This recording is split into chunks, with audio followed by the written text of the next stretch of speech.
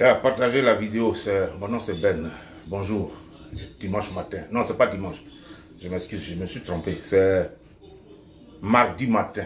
Voilà, mardi, la fête des États-Unis aujourd'hui, la fête de l'indépendance des États-Unis le 4 juillet. Donc, on est tous à la maison, personne ne travaille aujourd'hui. C'est une grande fête ici. On va faire le barbecue au dehors. On doit péter les, comment on appelle ça, les fireworks, c'est-à-dire les pétards, tout et tout. Alors, c'est ce jour-là, ce grand jour des États-Unis. Happy birthday to US. Happy birthday. C'est leur indépendance. Mon nom c'est Ben. Partagez cette vidéo là. Partagez cette vidéo. J'ai pas mal de sujets, mais je vais faire ce que je peux. Voilà, je vais faire ce que je peux. Ça fait un moment que j'ai fait des vidéos. Parce que comme je l'ai dit, je n'ai vraiment pas le temps. J'écoute le professeur. Bon, il nous enseigne sur beaucoup de choses. Et vraiment, ça me plaît. Donc, je suis d'accord. Ce que le professeur dit, tout ce que le professeur nous apprend, c'est ce que je retiens. Voilà. Mais il y a certains sujets que je veux aborder ici rapidement. À propos de... D'abord, mes condoléances. On a dit qu'on a un de nos compatriotes qui est décédé ici. Ma fille m'a dit ça. Parce qu'elle suivait le monsieur qui s'appelle Don Giovanni ou Bob Lee qui a changé son nom. Mais, enfin, moi, personnellement, je ne le connais pas. Mais il était suivi par pas mal de personnes. Et mes condoléances à ses parents, à ses enfants, à sa femme, à tout le monde, toute la famille. Et pleurer. Mes condoléances. Et puis j'ai écouté aussi certains cyberactivistes là qui étaient en train de parler de ça. Surtout, il y a certaines personnes dont je ne connais vraiment pas le nom, mais j'ai vu quand même sur la toile, en train d'expliquer comment ça se passe dans leur pays, comparé aux États-Unis. Mais vous savez, mes chers camarades, je suis un peu surpris que vous alignez l'Europe sur l'Amérique. Non, ce n'est pas la même chose. L'Europe et l'Amérique, c'est très différent. L'Amérique est unique dans son genre. L'Amérique est unique. Quand tu ne connais pas quelque chose là, tu ne parles pas de ça sur la toile. Mais votre problème, vous les Ivoiriens, vous aimez trop caquer, vous aimez trop parler des choses que vous ne connaissez pas, dont vous n'avez pas de preuves. Vous parlez souvent trop. Il y a certains Ivoiriens qui, franchement, ne savent pas ce qui se passe et qui parlent au lieu de se renseigner. Ici, moi, je ne peux pas me mettre sur la toile pour parler des États-Unis ou du système éducatif américain ou du système de santé américain. Je vais aller m'adresser à un expert. Parce qu'il n'y a que ces gens-là qui connaissent réellement le système dans lequel nous vivons. C'est très compliqué ce système ici aux États-Unis, de connaître ce système-là. C'est très compliqué. C'est à cause de ça, quand il y a un problème, on appelle les experts pour nous expliquer, nous les profanes. Quand il y a un problème, on appelle les experts. Parce que c'est un système, c'est difficile à comprendre. Même nous qui vivons ici, là. Celui qui dit qu'il comprend le système américain complètement, il a menti. Il a menti. C'est très compliqué. Chacun a son expérience dans ce qu'il fait. Chacun a son expérience dans où il est parti. Parce que les États sont différents. Il y a 50 pays qu'on appelle États qui sont ensemble. Les États là, avaient déjà leur loi. Les États là, avaient déjà leur loi. Et est venue s'ajouter la loi fédérale. Les lois de la fédération. Ce n'est pas facile de connaître tout ça. Je vous dis, c'est très difficile. Donc souvent, arrêtez de faire des exemples sur vos petits pays de 300 mètres carrés là, comparé à 6 millions de mètres carrés de 50 pays. Ce n'est pas la même chose, mes amis. Ce n'est pas la même chose. Là. Vous voyez, souvent, moi, j'écoute beaucoup les Ivoiriens. Vous aimez parler caquer sans preuve. Quand quelqu'un vous demande la preuve de ce que vous dites là, alors il devient votre ennemi. C'est ça, c'est ce que j'ai remarqué. Parce que j'ai des compatriotes qui sont les docteurs, qui sont ceci, cela, tu leur demandes, leur université où ils sont gradués, ils deviennent tes ennemis, ils te bloquent. Si tu as vu. Pourtant, c'est bien d'être un docteur. Si tu as un docteur dans ta famille ou bien là, un ami, un de tes amis qui est docteur ou un homme qui est bien placé, vraiment, moi je suis très content parce que si j'ai des problèmes, c'est toi j'appelle. Ah, il faut m'aider, je ne comprends pas ça, je ne comprends pas ça. Comme mon ami père à son âme nigérian qui est décédé, Son grand frère, même père, c'est un docteur qui est gradué à Berkeley University. Dr. Jones. Mais quand nous, on a un problème, lui et moi, là, c'est lui, on appelle. Et puis, il nous explique. Donc, quand tu as un docteur dans la famille, c'est très bien. Mais les Ivoiriens sont tous des docteurs. Mais ils ne peuvent jamais donner de preuves. Nos compatriotes ici sont tous des docteurs, sont des maîtrisards. Mais ils ne peuvent jamais donner des preuves, écrites des preuves. Quelque chose qui prouve, qui pour back-up, c'est-à-dire pour soutenir ce qu'ils disent. Ils n'ont pas ce genre de preuves-là. Nos Ivoiriens parlent trop des choses qu'ils ne connaissent pas. Vous voyez?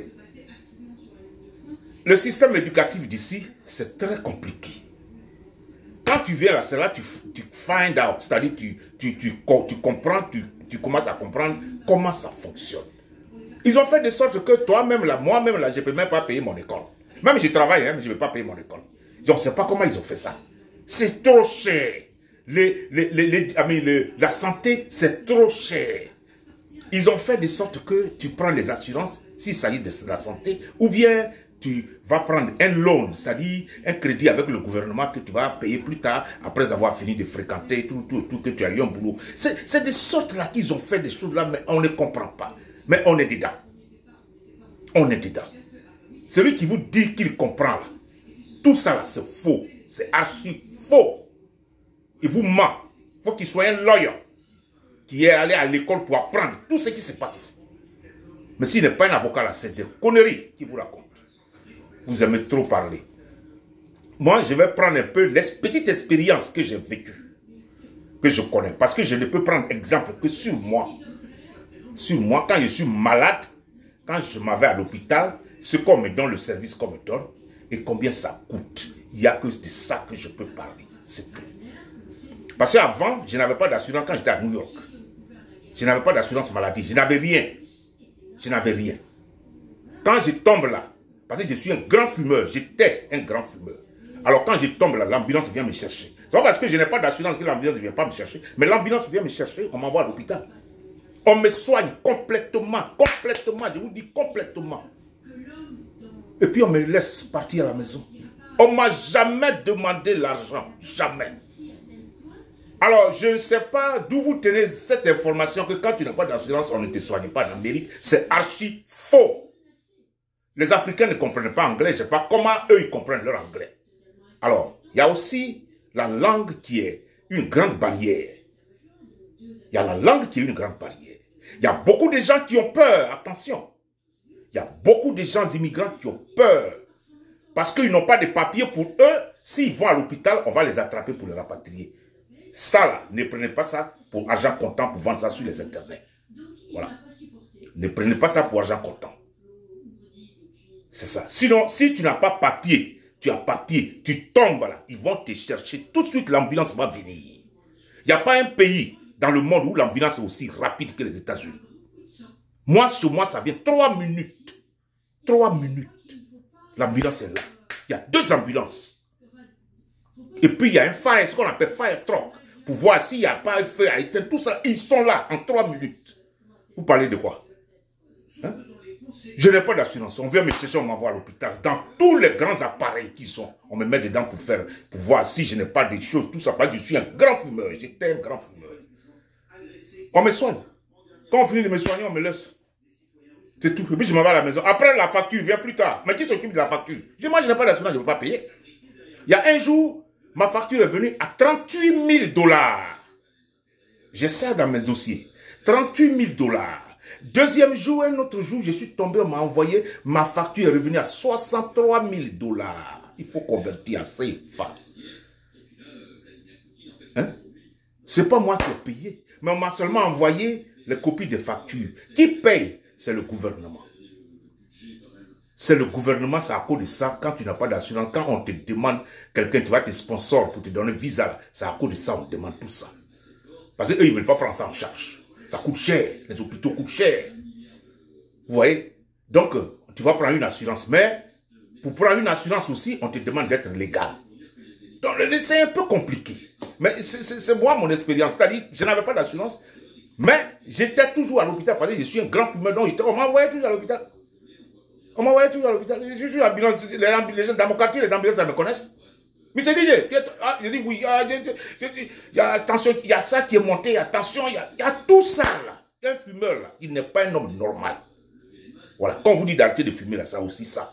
Ça provoque beaucoup de choses dans ton corps. Vous comprenez? Donc, quand tu n'as pas d'assurance, ils vont te soigner. Et puis après, ils vont t'envoyer les factures. Et puis on n'envoie jamais l'immigration à l'hôpital si tu n'as rien fait, parce que tu n'as pas de papier pour te rapatrier. C'est faux. Je n'ai jamais vu ça. Les gens qu'on rapatrie, c'est des gens qui ont peut-être fait quelque chose. Ou des gens qui ont été reportés par certaines personnes pour ce qu'ils ont fait. Voilà. Ici, on ne prend pas quelqu'un comme ça pour le rapatrier. Non, non, non, non, non. Nous ne sommes pas en France, où les policiers sont dans les rues, partout, attrapent les gens pour demander papier. Ce n'est pas ici. Donc, ne compare pas l'Europe à ici. On n'est pas l'Europe ici. Ici, ce n'est pas l'Europe. Ici, c'est l'Amérique. Vous ne connaissez pas les choses d'ici là. Ne parlez pas, ne faites pas des exemples comme ça sur la toile, comme si vous connaissez. Hein? Et puis, il y a eu des preuves, souvent quand vous parlez, il y a eu des petites preuves. Hein? Mais il ne faut pas dire que, ouais, comme ici, c'est comme ça chez moi, alors c'est comme ça chez toi. Non, c'est faux. C'est archi faux, ce n'est pas la même chose. Ça n'a jamais été la même chose. Regarde-moi ça. Vous vivez dans des petits pays micro-États. C'est ce que Gbagbo appelle micro-États. Micro-États. 3 personnes qui vivent là-bas, vous croyez que vous êtes dans un pays. Mais écoutez, arrêtez là de comparer les choses. Regarde-moi ça. Alors, il y a encore la preuve là. C'est ça. La preuve écrite pour soutenir tout ce que vous dites là. Les Ivoiriens n'ont jamais de preuves. Vous avez vu le président Gbagbo? Il vous a gagné encore. Hier, il est sorti de la prison. Il vous avait gagné en prison. Il vous a gagné. Et il est en train de continuer de vous gagner. C'est que vous n'êtes rien. Ce monsieur-là, il est trop... Il connaît beaucoup de choses. Depuis qu'il est venu de la prison, les pas qu'il pose là, c'est les pas qui vont avec la loi. Il ne fait rien au hasard.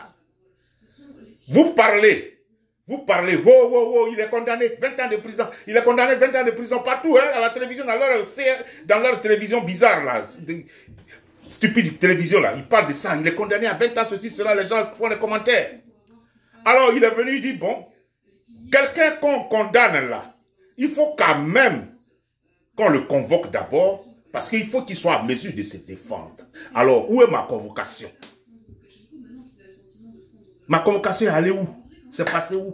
Parce que vous m'avez déporté, j'étais quelque part. Donc vous savez où je suis.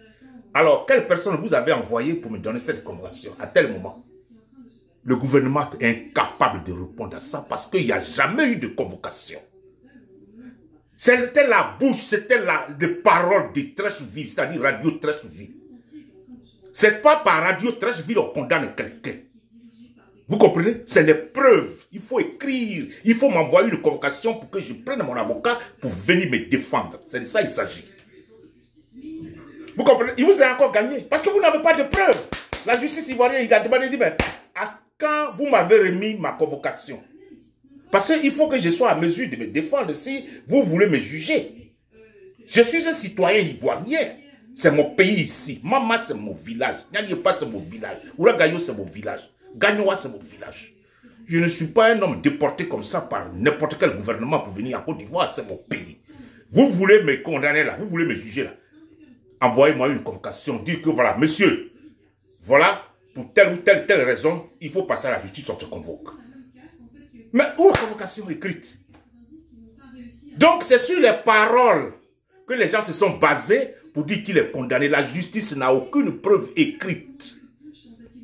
La justice n'a eu aucune preuve écrite pour lui montrer que en ce moment-là, dans le document, on avait écrit, voilà ça, voilà l'état. C'est ça qui tue l'Ivoirien. Parler, taquer. Vous n'avez pas de preuves. Et ça va pour tout le monde en Côte d'Ivoire. La plupart de nos chers compatriotes, ils aiment trop parler, bluffer. Quand tu leur demandes des preuves, tu deviens un ennemi. Le président Gbagbo vous a gagné. Vous n'avez pas de preuves. Vous n'avez aucune preuve. C'est de ça il s'agit, non? Cyberactivistes qui comparent l'Amérique à leurs petits États, micro-États dans lesquels ils vivent. Qu'on a les mêmes lois. Et ils ne savent pas que ce pays-là, c'est un pays d'esclavagistes. Un pays qui a fait l'esclavage. Vous croyez que c'est les mêmes choses? Ce n'est pas, ça n'a jamais été les mêmes choses. La mentalité ici, on est dans un pays anglophone. Un pays anglophone. C'est très compliqué. Les choses d'ici, pour comprendre ça, là, d'où ils viennent, où ils vont, là, ou par où ils sont passés, là, il faut aller à l'école pour apprendre ça. Il faut un expert pour t'expliquer. Il s'assoit devant toi, il t'explique. Tu veux faire ça, il faut passer par ici. Tu veux faire ça, il faut faire ça par ici. Parce que tout ce qu'ils font, c'est écrit dans le livre, c'est loi. Ce n'est pas par hasard. Vous n'avez pas de preuves. Hein? Alors, moi, c'est-à-dire quand tu as un voisin qui meurt dans sa maison, par exemple, et puis, on découvre qu'il est mort dans la maison. Dans un premier temps, quand on prend le téléphone, on appelle 911, c'est-à-dire emergency, urgence qu'on appelle. Et puis ils vont vous demander quel est votre problème. Tu dis, ah, on a un voisin là, depuis problème, il y a problème à la maison, ça porte tout ça là, quelque chose est arrivé, on ne sait pas. D'habitude, il fait du bruit, il joue de la musique, mais aujourd'hui là, ça fait 3 jours, il n'a pas voyagé, il n'est pas sorti de la maison. Et puis les policiers viennent, et puis ils ouvrent la porte. Quand on découvre que le monsieur, il est mort dans la maison, ou la femme, ce que les policiers vont faire, hein, dans un premier temps, ils vont appeler le coroner. Coroner, sa voiture là, c'est pas Corbillard. C'est pas Corbillard. Sa voiture, il y a beaucoup de couleurs. Ça peut être bleu, ça peut être blanc, ça peut être tout ça là, mais c'est écrit dessus coroner. Et s'il y a des policiers qui ont dépassé, ils ont toujours des appareils photo. Ils vont prendre photo et puis ils vont partir. Le coroner va prendre le corps. Quand le coroner prend le corps, il s'en va. Il n'envoie pas le corps dans la morgue, mes amis. C'est pas à la morgue qu'on envoie le corps. Non. Non. C'est des trucs, quand tu ne sais pas là, il faut demander. Voilà. On envoie le corps dans leur bureau là-bas, office. Ils ont morgue spéciale chez eux là-bas. Les coroners. C'est là-bas qu'on envoie le corps. Quand on envoie le corps là, ils mettent, arrivé là-bas, ils enlèvent le corps, et puis ils mettent ça, ils étalent ça sur une table. Nu, tout, on enlève tout. Et puis on met ça sur une table. Et puis maintenant le légiste vient. Il examine le corps, pièce par pièce, pour voir pourquoi il est mort. Pour voir qu'est-ce qu'il a tué. Quand le légiste finit son travail, c'est ce qu'on appelle l'autopsie. Quand il finit le rapport de l'autopsie, il donne ça aux policiers. Voilà, aux policiers. Et puis le policier remet ça au juge. On dit que, ah, il est mort d'une telle ou telle maladie. Donc ça veut dire quoi? Ça veut dire que c'est une mort naturelle. Alors, en ce moment, le coroner maintenant, il ferme le corps. Tout. De toute façon, on ouvre le corps, hein? Tout, pour savoir c'est qui t'a tué là, il faut qu'il sache. Parce qu'à un moment, les Américains, ils veulent réveiller les cadavres. Hein? Donc leur étude là, c'est trop approfondi. On va t'ouvrir. Moi, j'ai vu ça. J'ai fui. Un jour, j'ai fui. Je suis allé dans l'œuvre. J'ai fui. Tu ne peux pas rentrer là-bas. Alors, quand on finit, ils n'ont rien trouvé. On dit c'est une mort naturelle. C'est-à-dire une maladie qui s'est développée, ceci, cela. Et puis, bon, tu es mort. C'est fini. Allez, c'est fini. Maintenant, ils vont envoyer le corps dans la morgue. Et puis, ils vont appeler tes parents pour venir identifier le corps. Les parents qui viennent identifier le corps, là, il faut que tu aies une pièce. Il faut que ton nom soit dedans. Il faut que tu aies une pièce. Il faut que tu sois relié. C'est-à-dire, il faut que vous soyez reliés par sang. Quelque chose comme ça. S'il n'y a pas quelqu'un comme ça, il faut être quelqu'un qui est dans le ville. Enfin, un truc comme ça, pour que tu envoies les papiers. On donne. Alors, et puis, il y a des télévisions. On dit, regardez à la télévision. Il y a une salle, on vous fait ça, on dit, regardez sur la télévision. Et puis, on envoie les corps des gens. On fait passer les choses. On appelle ça mock chat. On fait passer les corps, là. Si c'est pour toi, tu dis, non, c'est lui, tu identifies. Tu dis, bon, c'est lui. Et puis, on arrête. Et puis, maintenant, ils prennent ça, ils mettent ça dans le cercueil. Alors, ils te donnent. Tu t'en vas à la morgue, on envoie ça à la morgue, et puis bon, les funérailles commencent. C'est le cas où c'est la mort naturelle. Mais si le légiste découvre qu'il y a poison, ou il a été tué par une arme blanche ou quelque chose, là, il y a problème. C'est là que maintenant, le légiste, là, le papier va donner au policier, le policier va donner au juge, dit bon, allez-y, fermez le coin là. Et puis on met banderole crime scene. Ça devient en ce moment crime scene. C'est là qu'à partir de cet instant T qu'on ouvre les enquêtes pour savoir qui a fait ça. Pour savoir qui a fait ça. On va vous retrouver. Quel que soit où vous êtes parti, vous êtes rentré dans le trou là, ils vont vous retrouver. Plus tard, ils vont vous retrouver. C'est comme ça ils sont. Ça n'a rien à voir avec l'Europe. C'est très différent de l'Europe. Vous comprenez? L'Europe a ses lois, d'accord. Mais ici, c'est des Anglais. Ils ont leur système qu'ils ont développé et c'est propre à eux. C'est qu'un système qu'ils comprennent, eux seuls qui comprennent ça. Donc nous, on vit ici là-bas, mais tout ça là, on ne comprend pas tout. On se démène tous les jours pour comprendre. Parce que c'est compliqué. Le système éducatif aussi, il y a certains loans, des gouvernements loans, ceci, cela, des Pell Grants, tous ces trucs-là, tu ne connais pas. Il faut aller t'informer pour ce que tu dois faire. Et puis l'expert va t'expliquer comment ça se passe. Donc si vous n'avez pas de preuves écrites, si vous n'avez pas de preuves pour supporter ce que vous dites là, il faut laisser. Ne faites pas des exemples sur des choses que vous ne connaissez pas. Je suis désolé. Bon, je ferme ce chapitre-là. Je vais parler un peu d'un autre cyberactiviste que j'ai écouté. C'était très bien son exposé. Excusez-moi. Parce qu'il a dit qu'en Côte d'Ivoire, le cumul des postes, mais c'est important. Je prends le cas de Yopougon, où M. Big Togo, qui est l'honorable Big Togo, qui est le président, son corps, président de l'Assemblée nationale de la Côte d'Ivoire, va postuler à un poste de la mairie de Yopougon, après avoir postulé à un poste de députation à Azaguié.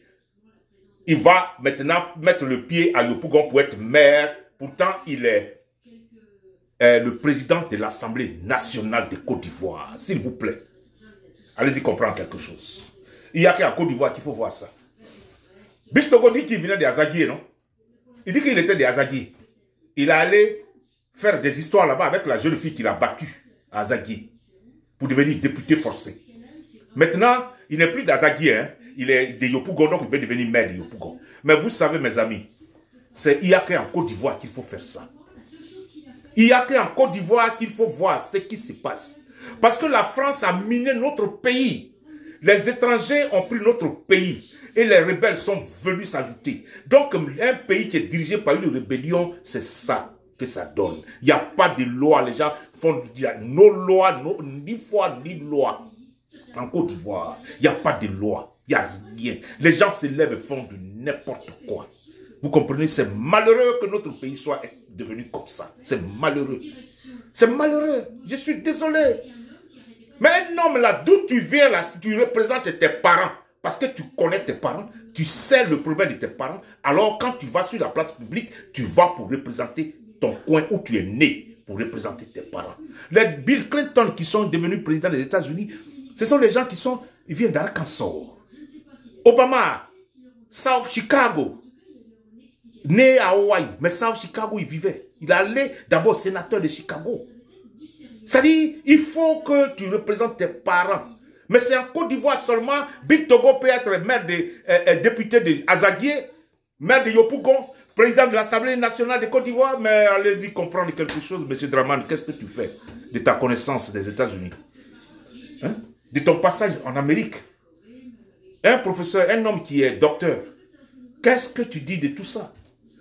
Et puis si on parle, tu dis que non, tu fais sortir des gens qui ont les armes en cagoule, tout ça, ça ne sert à rien, mais la réalité là, ça va vous rattraper.